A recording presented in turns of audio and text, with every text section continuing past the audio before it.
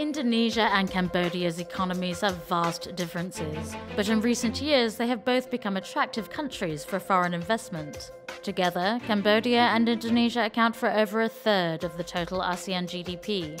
As Hong Kong prepares to sign a long-anticipated trade agreement with ASEAN, members of the Hong Kong Trade Development Council visited Phnom Penh and Jakarta in March, meeting with government ministers, trade organizations, and key players in business.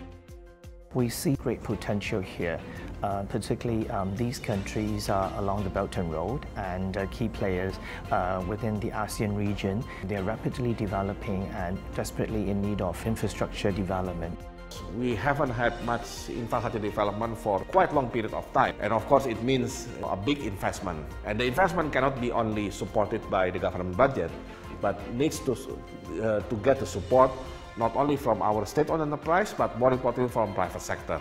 So this is the reason why the meeting with the delegation of Hong Kong today is very critical. There's $600 million of infrastructure in Indonesia that's required, but the government can only finance about 25% of that amount. To fill this funding gap, both Indonesia and Cambodia have taken action to open up investment opportunities in infrastructure. Both countries has a very open-minded attitude towards foreign investments, and also they both have a very stable government and in terms of politics and this administration systems. So this is the most striking part. That will give the foreign investment a very good environment. Kita juga punya aturan-aturan untuk memudahkan investor. Bisnis itu harus ada yang garansi. Nah, government sudah membuat untuk menggaransi funding yang terjadi. Misalnya terjadi apa-apa di kemudian hari, itu pemerintah bertanggung jawab. The massive infrastructure projects underway in Indonesia and Cambodia offer opportunities not just for capital investment. Professional services are also in demand. Hong Kong also has a wealth of professionals like lawyers who can help the companies that are interested in participating in development of these infrastructure projects in Indonesia and Cambodia with structuring their investments, looking at the risks and taking advantage of bilateral and multilateral investment treaties to minimize the risks as well as protect the investment of their clients. A long-anticipated trade agreement between Hong Kong and ASEAN is set to be signed this year, allowing for greater opportunities for ASEAN countries along the Belt and Road to connect with Hong Kong's international trade links.